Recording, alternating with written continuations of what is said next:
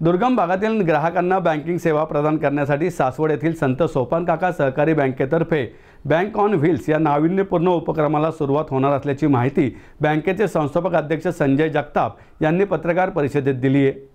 Banking van ही राज्यातील दुर्गम भागात जाऊन ग्राहकांना बँकिंग सेवा प्रदान करणार आहे। या उपक्रमाचे उद्घाटन 23 जूनला सकाळी 11 वाजता सासवड येथे होईल।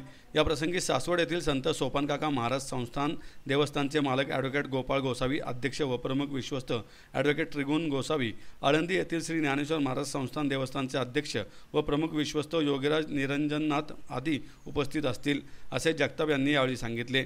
या पत्रकार परिषदेला बँकेचे अध्यक्ष रमणिकलाल कोठडिया, व्यवस्थापक मंडळ अध्यक्ष प्रकाश पवार, मुख्य कार्यकारी अधिकारी दिलीप साबणे आदी उपस्थित होते। ग्राहकांना बँकेच्या शाखांमध्ये ज्या सेवा मिळतात त्या सर्व सेवा या व्हॅनद्वारे उपलब्ध करून देण्यात येणार आहेत। या व्हॅनद्वारे ग्राहक आपल्या खात्यात रोख रक्कम भरू शकतात, तसेच रोख रक्कम काढूही शकतात।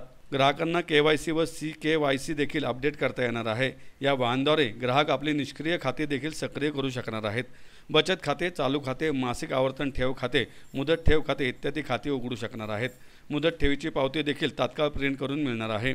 मुदत ठेवीवरील ओव्हरड्राफ्ट मिळू शकणार आहे। ग्राहकांना पासबुक भरून मिळेल। सर्व खात्यांची स्टेटमेंटही मिळू शकणार आहेत। कर्ज फाईल देखील मिळणार आहे। कर्ज फाईल सादर करता येईल, शिवाय कर्जाचे वितरण देखील करता येणार असल्याचं जगताप यांनी सांगितलंय। संत सोपानकाका सहकारी बँकेला नव्याने रिझर्व्ह बँकेकडून त्या ठिकाणी ब्रांच ऑन व्हील साठी लायसन्स मिळालेला आहे आणि खऱ्या अर्थाने आपण बँकेची ब्रांच ही एका ठिकाणी स्थिरावलेली बघतो की एखाद्या पेठेमध्ये किंवा एखाद्या गावामध्ये त्या ठिकाणी त्या बँकेची ब्रांच आहे। ही ब्रांच ही एका संपूर्ण व्हॅनमध्ये किंवा गाडीमध्ये त्या ठिकाणी ब्रांच असणार आहे, जी ग्राहकांना त्यांच्या घरापर्यंत किंवा त्यांच्या भागापर्यंत किंवा ज्या ठिकाणी बँकिंग नाही आहे त्या गावापर्यंत पोहोचून किंवा त्या परिसरापर्यंत पोहोचून त्या ठिकाणी ही सुविधा देणार आहे। ही फुल फ्लेज बँकेची शाखा त्या ठिकाणी असणार आहे, ज्याच्यामध्ये सेव्हिंग अकाउंट्स, करंट अकाउंट उघडले जाणार आहेत। त्याचं ऑपरेशन डिजिटली कस्टमर करू शकणार आहे। त्याचप्रमाणे रेग्युलर बेसिसवरती सुद्धा वीकली बँकिंगमध्ये तो डिजिटली कॅश डिपॉझिट करणं किंवा कॅश विथड्रॉल करणं हेही करू शकणार आहे आणि 24 आवर्समध्ये डिजिटल पेमेंट पण होणार आहे। RTGS सुविधा असेल, QR कोड असेल, त्याच्यामध्ये UPSची सुविधा असेल, IMPS, ह्या सगळ्या सुविधा त्या ठिकाणी आमच्या ग्राहकाला देऊ शकणार आहोत। त्याचबरोबर कर्ज वितरण हे सुद्धा त्या ब्रांचमध्ये त्या ठिकाणी असणार आहे। त्यामुळे खऱ्या अर्थाने ही ब्रांच ऑन व्हीलची संकल्पना आणि या संकल्पनेला रिझर्व्ह बँकेने संत सोपानकाका सहकारी बँकेला माझ्या माहितीप्रमाणे पहिल्यांदाच देशामध्ये त्या ठिकाणी सहकारी बँकेला परवानगी दिलेली आहे। 23 जूनला संत सोपानकाका सहकारी बँकेचे ज्यांच्या नावाने त्या ठिकाणी सुरू आहे ते संत सोपानकाका महाराज यांच्या पालखीच्या सोहळ्याची सुरुवात 23 तारखेला होते आणि त्याचं प्रस्थान सासवडवरून त्या ठिकाणी होतंय।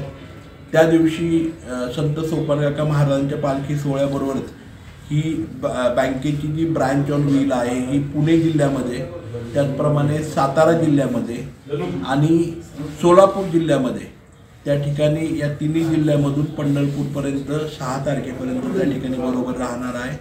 या ब्रांचचं जे उद्घाटन आहे, या उद्घाटन सोहळ्यासाठी ज्ञानेश्वर महाराज आळंदी देवस्थानचे जे प्रमुख विश्वस्त आहेत योगीराज निरंजननाथजी, पालखी सोहळा प्रमुख आबाप्पा डॉक्टर भावार्थजी देखणे साहेब, त्याचप्रमाणे